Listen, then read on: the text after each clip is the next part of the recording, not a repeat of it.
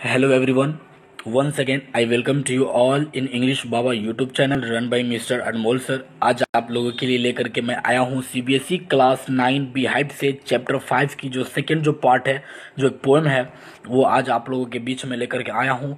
तो शुरू करने से पहले मैं बता दूँ कि अगर आप इंग्लिश बाबा के चैनल में पहली बार आए हुए हैं तो चैनल को सब्सक्राइब करना ना भूलें और बेल आइकन को ज़रूर प्रेस करें ताकि जो भी मैं वीडियोस अपलोड करूं उसकी नोटिफिकेशन आपको मिल सके। तो शुरू करते हैं।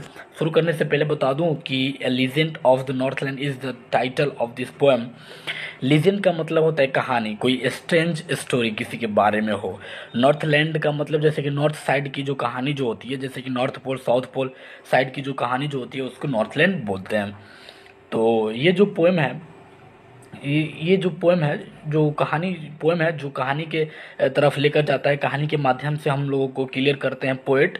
तो ये जो कहानी है ये एक ऐसी बूढ़ी औरत की है जो बहुत ही ज़्यादा लालची रहती थी, लालची रहती है, जिसकी वजह से सेंट पीटर कौन रहते हैं? सेंट पीटर मतलब एक जीसस क्राइस्ट के एक शिष्य थे, वो चर्चिस थे जो कंपेनिंग वगैरह करते हैं, तो उनके शिष्य थे जो उनसे गुस्सा हो जाते हैं, उस बुढ़ी औरत से गुस्सा हो जाते हैं। This poem narrates the legend of an old lady who angered Saint Peter because of her greed. यानी कि ये कहानी एक ऐसी बूढ़ी औरत की है जो बहुत ही ज़्यादा लालची रहती है और उससे सेंट पीटर जो होते हैं वो बहुत ज़्यादा गुस्से हो जाते हैं। अब क्यों हो जाते हैं ये आगे की स्टेंजा से हम लोगों को पता चलेगा, क्लियर होगा। तो चलिए शुरू करते हैं। Away in the Northland, where the hours of the day are few and the nights are so long in winter that they cannot sleep them through। यानी कि नॉर्थलैंड जो होती है वो बहुत ज़्यादा दूर है, यानी कि अवे है, यानी कि दूर है, बहुत ज़्यादा दूर है, जहाँ पे where the hours of यानी कि where the hours of the day are few and nights are so long in winter that they cannot sleep them through। यानी कि नॉर्थलैंड जो प्लेस है, जहाँ जो जगह है वो बहुत ज़्यादा दूर है, वहाँ दिन बहुत छोटे होते हैं। where the hours of the day are few, वहाँ दिन बहुत छोटे हैं, लेकिन ठंडी के मौसम में, जो शीतकाल के मौसम में रातें इतनी ज़्यादा लंबी होती है। जैसे कि आप ही बताओ कि 24 घंटे में अगर 18 घंटे की अगर सिर्फ रात ही हो तो हम लोग सोकर गुजार सकते हैं? Cannot possible. तो वहाँ पे जो ठंडी की जो वो नॉर्थलैंड जो है वो बहुत ज़्यादा दूर है, मतलब वो जो प्लेस जो है वो दूर है, लेकिन जो वहाँ के जो दिन जो होते हैं वो बहुत ज़्यादा छोटे होते हैं। और ठंडी के मौसम में रातें इतनी, विंटर सीजन के मौसम में रातें इतनी ज़्यादा लंबी होती है कि हम लोग यानी कि वे लोग, यानी कि वहाँ के रहने वाले जो लोग हैं वो लोग सोकर नहीं गुजार सकते हैं। Where they harness the swift reindeer to the sleds when it snows, and the children look like bear's cubs in their funny furry claws। यानी कि वहाँ जब एक हिमपात होता है, हिमपात मतलब होता है खेत जो होती है उसकी जो हिमपात करते हैं, यानी कि उसको दौड़ते हैं, जोतते हैं, प्लॉगिंग करते हैं, तो वहाँ पे एक स्लेज हुआ करता है। स्लेज पे बच्चे बैठ जाते हैं और उसको स्लेज पर यानी कि बैठ जाते हैं और बर्फ़ पर सरकने वाली जो गाड़ी जो होती है, गाड़ियाँ जो होती है उसको खींचने के लिए उत्तर की दिशा में चलाते हैं, तो वो खेत प्लॉगिंग हो जाता है। And the children look like bears cubs in their funny furry clothes.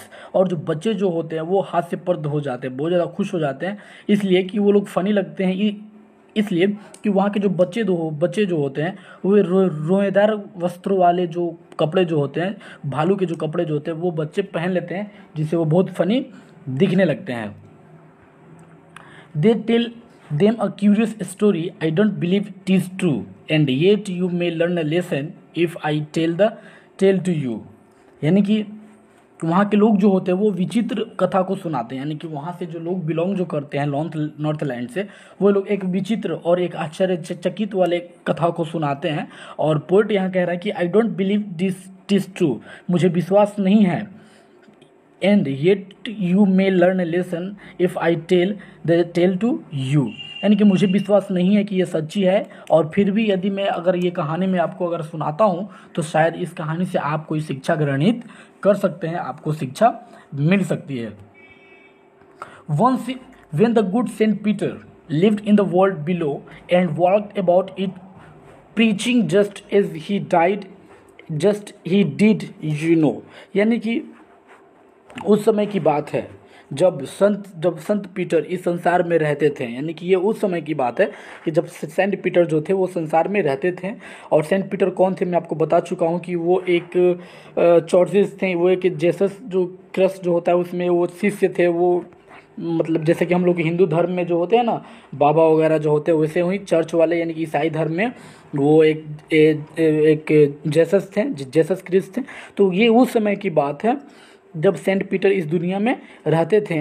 In work about it preaching just as he did you know, यानी कि रहते थे जैसा कि आप जानते हैं कि घूम घूम को, यानी कि जो भी धर्म के लोग जो लोग होते हैं, जैसे कि हिंदू धर्म में बाबा जी लोग जो होते हैं वो लोगों के घर घूम घूम के भ्रमण करते हैं, घूमते हैं और वो उपदेश देते हैं। प्रीचिंग का मतलब होता है उपदेश देना, यानी कि वो उपदेश देते हैं भगवान के बारे में। वो लोग मैसेज वगैरह देते हैं कि आज यहाँ कीर्तन होने वाली है, कल वहाँ ये होने वाला है, कल वहाँ पे अष्टजाम होने वाली है, तो ये ऐसे वो लोग करते हैं। उसी तरह सेंट पीटर जो थे, तो once when the good Saint Peter lived in the world below, यानी कि यह उस समय की बात है जब सेंट पीटर इस संसार में रहते थे। And walk about it preaching just as he did you know, और जब वो लोगों के घर घर घूमकर अपने धर्म का उपदेश, अपने गॉड के बारे में उपदेश दिया करते थे। He came to the door of a cottage in travelling round the earth where a little woman was making cakes and baking them on the hearth। पृथ्वी पर यानी कि वो पृथ्वी पर भ्रमण करते करते एक ऐसे द्वार पर चले गए, एक ऐसे कॉटेज चले गए, यानी कि कुटिया के दरवाजे पर चले गए। Where a little women was making cakes, जहाँ एक छोटी महिला क्यों? क्योंकि महिला छोटी तो नहीं होती है, क्योंकि छोटी महिला इसलिए यहाँ पे पोएट लिखे हुए हैं, बोले हुए हैं कि जो महिला जो थी उसकी एज तो काफ़ी ज़्यादा थी, लेकिन उसकी हाइट जो थी वो बौना थी, यानी कि नाटी थी, यानी कि बहुत कम उसका हाइट था। तो यहाँ पे छोटी महिला यूज किया गया। Where a little woman was making cakes and baking them on the hearth, यानी कि सेंट पीटर लोगों के घर घर घूमते घूमते भ्रमण करते हुए एक ऐसे कुटिया के द्वार पर पहुँच गए, वो जहाँ एक छोटी महिला केक बनाया करती थी और वो चूल्हे पर सेकर बेचा करती थी। And being faint with fasting, for the day was almost done, he asked her from her store of cakes to give him a single one। यानी कि वो उपवास के कारण, यानी कि और उपवास होने के, यानी कि वो दिन भर भ्रमण करते करते उन्होंने कुछ खाया पिया नहीं था, और वो फास्टिंग मतलब काफ़ी ज़्यादा उनका हो गया था, उपवास ज़्यादा हो गया था, जिनके वजह से उनको मूर्छा भी आ रही थी, वो बीमार भी पड़ जाते अगर वो कुछ नहीं खाते। और दिन जो था वो for the day was almost done, यानी कि दिन जो था उस दिन शाम हो चुकी थी, दिन पूरी तरह से लगभग ढल चुका था। उन्होंने महिला से कहा, he asked her from her store of cakes to give him a single one. उन्होंने महिला से कहा कि मुझे अपने जहाँ पे तुम केक सेकती हो, जो जहाँ तुम्हारा भंडार है, वहाँ से मुझे खाने के लिए एक छोटा सा केक मुझे दे दो जिसे मैं खा लूँ। So she made a very little cake, but as it bakingly, she looked at it and thought it seemed too large to give away। इस प्रकार उस महिला ने अपने भंडारण में जाके एक, यानी कि महिला बहुत ज़्यादा लालची थी, और वो अपने भंडारण में गई और वहाँ एक छोटा सा केक बनाया। लेकिन जब वो केक चूल्हे पर सेक रही थी तो उसने देखा कि केक बहुत ज़्यादा बड़ा हो गया है, और वो लालच के कारण वो बड़ा केक उस सेंट पीटर को खिलाना नहीं चाहती थी। Therefore she needed another and still a smaller one, but it looked when she turned it over as large as the first had done। यानी कि वो जो महिला जो थी वो बहुत ज़्यादा लालची थी, इसलिए उसने आटा को गूंद कर दूसरा केक बनाया, और वो पहले वाले केक से थोड़ा सा छोटा हुआ। लेकिन जब वो, यानी कि जब महिला खाती थी केक, तो महिला जब छोटे केक भी बनाती थी, बड़ी केक भी बनाती थी, तो उसको बहुत छोटा लगता था, और जब छोटा केक सेंट पीटर के लिए बना रही थी तो उससे बहुत ज़्यादा बड़ा केक लगता था। तो इसलिए वो केक भी उस सेंट पीटर को नहीं खिलाई, लालच के कारण, क्योंकि बड़ा केक बन जाता था। यानी कि इस स्टेंजर से यही क्लियर होता है कि वो जो औरत जो थी वो बहुत ज़्यादा लालची थी।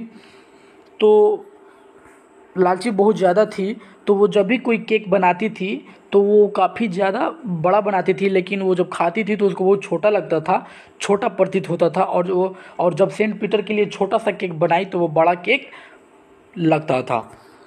देन शी टूक ए tiny scrap of dough and rolled it flat and baked it thin as a wafer, but she could not part with that। यानी कि फिर उसने एक डॉफ मतलब होता है आटा, कि फिर उसने आटे के गीले का एक छोटा सा टुकड़ा लिया और उसे फिर गोल करते करते करते करते इतनी ज़्यादा पतली कर दी, इतनी ज़्यादा पतली कर दी कि क्योंकि जैसे कि वो पापड़ जैसे पतले केक होने लगे, लेकिन वो भी केक उन सेंट पीटर को वो न दे सकी, इतनी ज़्यादा लालची वो औरत हो चुकी थी। For she said, my cakes that seem too small when I eat of them myself are yet too large to give away, so she put them on the shelf। यानी कि जबकि उस औरत ने कहा कि जब मैं अपने स्वयं के लिए केक बनाती हूँ तो वो केक बहुत छोटे बड़े बन जाते हैं और मैं जब खाती हूँ तो वो छोटे लगने लगते हैं, लेकिन यही केक अगर मैं आपके लिए बना रही हूँ तो छोटे केक समझ के बना रही हूँ लेकिन बड़ा केक लग रहा है, इसलिए मैं आपको नहीं दे सकती। बहुत लालची थी, बहुत ग्रीडी थी वो औरत। Then good Saint Peter grew angry, for he was hungry and faint, and surely such a woman was not enough to provoke a saint। यानी कि फिर जो सेंट पीटर जो थे उनको बहुत ज़्यादा क्रोध आ गया। यानी कि जो साधु वगैरह जो होते हैं ना, वो मॉन्क वगैरह, साधु सेंट मॉन्क वगैरह जो होते हैं वो लोग बहुत जल्दी उन लोगों को क्रोध आ जाता है। तो सेंट पीटर को भी बहुत जल्दी क्रोध आ गया, क्योंकि वो बहुत ज़्यादा भूखे थे और वो बीमार पड़ रहे थे, लेकिन उस महिला के व्यवहार के कारण इनको बहुत ज़्यादा गुस्सा आ गया। And he said, you are far too selfish to dwell in a human form to have both food and shelter and fire to keep you warm। अब वो कहते हैं कि सेंट पीटर कहते हैं कि तुम इतनी ज़्यादा स्वार्थी हो कि तुम्हें मानव रूप में जीने का कोई अधिकार तुमको नहीं है, तुम्हें भोजन और आश्रय दोनों प्राप्त हुआ है लेकिन इसके लायक तुम नहीं हो। Now you shall build as the birds do and shall get your scanty food by boring and boring and boring all day in the hard dry wood। अब वो कह रहे हैं कि तुम अब पक्षियों की तरह, यानी कि जो साधु वगैरह जो होते हैं वो श्राप दे देते, कर्स दे देते हैं, श्राप दे देते हैं। अब वो सेंट पीटर कह रहे हैं कि अब तुम पक्षियों की तरह अब अपना घोंसला बना लो, यानी कि मैं तुमको श्राप दे दूंगा कि तुम एक पक्षी बन जाओगी, और जब पक्षी तुम बन जाओगी तो अपने खाने के लिए तुम दर दर भटकोगी, तब तुमको समझ में आएगा, तब तुमको जाके समझ में तुमको आएगा, तब तुम मान जाओगी, तब तुमको ठिकाना ले आएगा। Then up she went through the chimney, never speaking a word, and out of the top flew a woodpecker, for she was changed to a bird। यानी कि फिर एक बिना शब्द बोले ही चिमनी में घुस गई और ऊपर चिमनी से एक कठफोड़वा बाहर निकला। यानी कि जो सेंट पीटर उस महिला को जो बोल रहे थे वो चुपचाप वो सब सुनती गई, और जो घर के अंदर गई तो एक वुड कीपर एक पक्षी का नाम होता है जिसका जिसका मतलब होता है कठफोड़वा। कठफोड़वा एक ऐसा पक्षी है जो अपनी भोजन के लिए क्या करता है कि a bird that makes holes on trees, यानी कि एक ऐसी पक्षी जो अपनी पेड़ पौधे में क्या करती है, होल करती है, छेद करती है भोजन प्राप्त करने के लिए, तो उसे कठफोड़वा बोलते हैं। तो वहीं जो सेंट पीटर जो थे वो शराब दे दिए थे किसको, उस बूढ़ी लालची औरत को, और वो औरत जो थी वो मनुष्य के रूप में से पक्षी के रूप में बन गई, यानी कि वुड कीपर के रूप में वो बदल गई। यानी कि अब she was change to a bird, अब वो पक्षी के रूप में बदल गई। She had a scarlet cap on her head, and that was left the same, but all the rest of her clothes were burned black as a coal in a flame।